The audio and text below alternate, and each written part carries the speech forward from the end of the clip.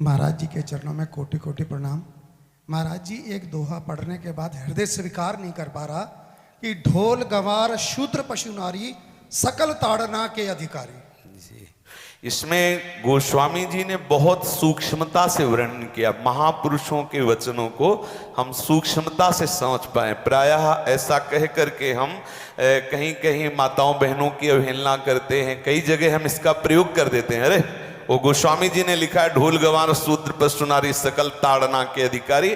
अब इसकी व्याख्या सूक्ष्मता से सुने और विचार पूर्वक। शास्त्रीय प्रमाण के अनुसार ढोल है ना, ढोल को ताड़ना चाहिए।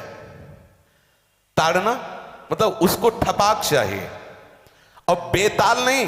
शास्त्र सिद्धांत के अनुसार, संगीत शास्त्र के अनुसार तभी वो राग प्रकट कर पाएगा, तभी वो बजेगा।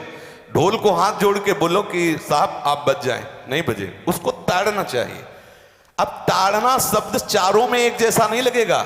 शब्द एक ही है ताड़ना, लेकिन ताड़ना के अर्थ अलग अलग हैं। जैसे कनक है, एक ही शब्द है कनक, लेकिन कनक कनक ते 100 गुनी मादकता अधिकाय, वा खाए बोराए जग या पाए बोराए। बोले कनक ही शब्द है।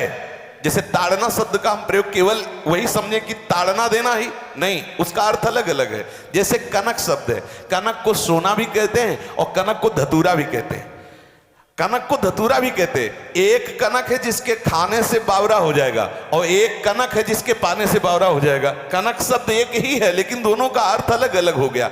ऐसे ही ढोल में ताड़न का तात्पर्य है उसको पीटना, लेकिन वो शास्त्रीय संगीत के आधार पर उसको ताल देना।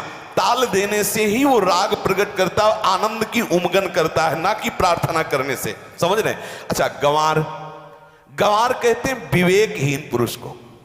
विवेकहीन पुरुष को कोई कार्य दे दो और उस पर दृष्टि न रखो तो कार्य नष्ट हो जाएगा। वहां ताड़ने का तात्पर्य उसको पीटना नहीं है। उस अविवेकी गंवार पर दृष्टि रखो। जो आपने कार्य सौंपा है, जो भी कार्य उसका है, उस अविवेकी पर दृष्टि रखना ताड़ना हुआ। उस पर दृष्टि रखो, क्योंकि वो अविवेकी है, गंवार है, वो कार्य प्रणाली ठीक जानता नहीं। आप जहां त्रुटि होता संभाल लेना तो वो संभल जाए, क्योंकि वो गंवार है। और शूद्र, शूद्र का तात्पर्य होता है शूद्र। वैसे जो वर्ण व्यवस्था में शूद्र का प्रादुर्भाव सबसे श्रेष्ठ जगह से प्रादुर्भाव है। वर्णन आता है ब्राह्मणोष मुखमाशी बाहु राजन्य कृतः उरुददस जद वैश्या पदभ्याग्यं शूद्रो जायत। भगवान के श्री चरणों की ही वंदना होती है। प्राय आपने देखा सबके श्री चरणों की, और शूद्रों का प्रादुर्भाव श्री चरणों से हुआ है। कोई ऐसा न समझे कि शूद्र का मतलब निकृष्ट होता है। यहां शूद्र का तात्पर्य जब से किसी से कहते हैं कि शूद्रवत आचरण करता है, मतलब शास्त्र विरुद्ध, सदाचार के विरुद्ध आचरण करना शूद्रवत आचरण की तरफ संबोधन किया जाता है। यहां कहा गया कि शास्त्र की सम्मति, शास्त्र के शासन के अनुसार आचरण हो, सदाचार परायण हो। शास्त्र जिसके लिए जो विधान करता है, शास्त्र शासन स्वीकार करना, यहां शूद्र के ताड़न की बात कही गई। यहां शूद्र ताड़न का तात्पर्य डंडे से प्रहार करना नहीं, समझना। और जो चौथा कहा गया नारी, अगर स्त्री को हम ये कहें कि ताड़न से ही वो केवल काबू में रहती है, तो राष्ट्र में अपने प्रसिद्ध लक्ष्मीबाई जैसी कोई सामर्थ्यशाली वीरांगना, कोई वीरों सामने बड़े बड़े वीरों के दांत खट्टे कर दे, ऐसी बहादुर सिंघनी हुई, अंग्रेजों के दांत खट्टे कर दिए। अगर कोई समझे कि नारी केवल ताड़ने के लिए है तो उसकी मूर्खता है। पुरुष और नारी का समान प्रादुर्भाव हुआ है। भगवान ब्रह्मा के श्री अंग से दाहिनी तरफ से महाराज मनु और बाईं तरफ से उनकी पत्नी उनका प्रादुर्भाव हुआ शतरूपा। शतरूपा, अब आप बोलो एक ही शक्ति के दो भाग हो गए, एक पुरुष रूप धारण कर लिया, एक नारी रूप धारण कर लिया। अब यहां विचार जो है कि उस नारी के ऊपर ताड़न शब्द का क्या प्रयोग है। जैसे आप मार्ग में चले जा रहे हैं और आपने दृष्टि चूक कर दी और नारी आपकी स्त्री पीछे चल रही, तो कोई हमला कर सकता है, क्योंकि वो रत्न है। 14 रत्नों में एक रत्न स्त्री रत्न भी है। स्त्री को रत्न कहा गया है।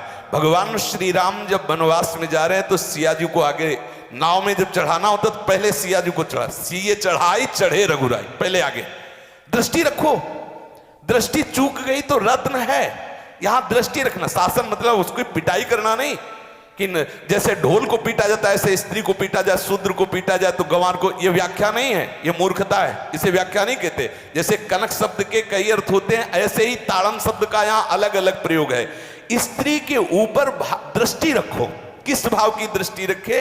क्योंकि वो हमारे यहां रत्न की तरह है, कहीं कोई ऐसा ना हो कि कुदृष्टि वाला कोई उस पर हमला कर दे।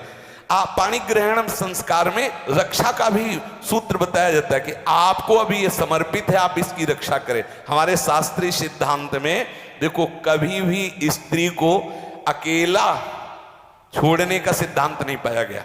अगर शास्त्रीय सिद्धांत, बच्ची है तो माता पिता के शासन, थोड़ी बड़ी हुई तो भाई आदि के बीच में, और बड़ी हुई तो पति के, और बड़ी हुई तो पुत्रों के, मतलब एक सानिध्य का, एक दृष्टि रखी गई है कि यदि आप अपनी दृष्टि में रखेंगे तो उसका अमंगल नहीं होगा, उसका हित नहीं होगा।